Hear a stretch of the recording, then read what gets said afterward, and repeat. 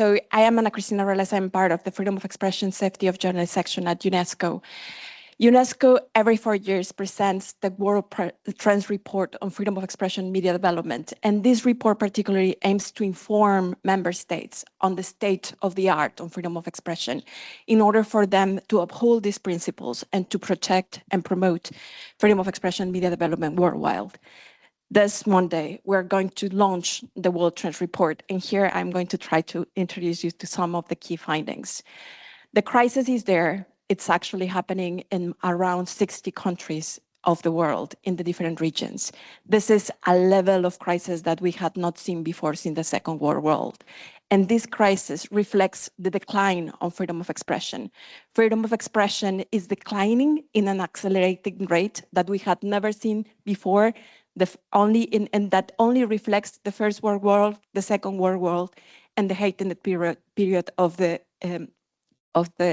Cold War. That means, and that reflects three different topics and three different indicators. One is that self-censorship is becoming the new rule. It's not only a rule on non-democratic countries, it's becoming a rule in democratic countries as well. The second element is that censorship is no longer only about killings or harassment. It's sophisticated. It entails financial laws, news lawsuits, different ways of censoring people. Lawfare is expanding in a way that we had not seen before. The third element relates to the expansion of the shrinking of civic space. So it's no longer against journalists. We're seeing a direct attack against critical voices, artists, scientists, academics that are intending to talk about certain topics. So silent zones are being spreading. But it is very important to note, and this is something that the World Trends Report speak about, that this does not happen in the vacuum. And I think that it's very good to be the last speaker of these lightning talks, because everything that was said before can fill in what I am going to say.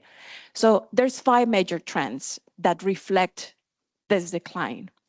The first is the direct attack of the institutional check and balances. Today, we're living in a world where 72% of the population live in non-democratic countries, which means that all the institutions, all the democratic institutions that we have built over the last 12 years in order to uphold freedom of expression, information, and association have been shrinking, are attacked. So journalists are in despair, they cannot be protected, and then they are forced to flee. Exile is one of the major trends that we're seeing during these 4 years. The second trend is that, as it was spoken before, technology is not only the tool where we seek, receive, and impart information. Technology is becoming the trend that shapes the discourse within our information ecosystems. So we're seeking, receiving, and imparting information with and through technology. The third trend relates to the direct attack to women and minority voices. We are seeing a campaign that aims to send women voices and minority voices to seclusion, as we had never seen before. The fourth trend relates to how all this is impacting in the possibility for us to talk about crisis, but also to cover for the planet, to be able to speak about environmental change, environmental crisis, and what everyone is seeing outside. But all of these 4 trends are permeated by a crisis, and is the media crisis.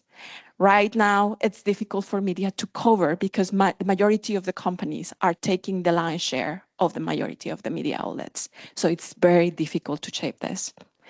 But I don't want to keep you all distressed, because there's good things. And I think that one example that the World Trends Report reflects is here.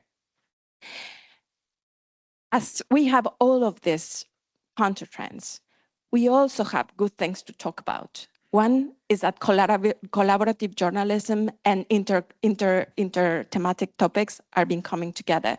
The second is that the increase of people engaging in the digital civic space has expanded over the last 3 years. And the third is that plurality and inclusion has been diverse thanks to the recognition of community media. The last thing I want to send is the title of this of this report, Journalists Shaping a World at Peace, because we truly believe, and this is a conclusion of the report, we truly believe that journalism, through dialogue, making sure that dialogue exists between the different communities, is the only way to foster peace. Thank you very much.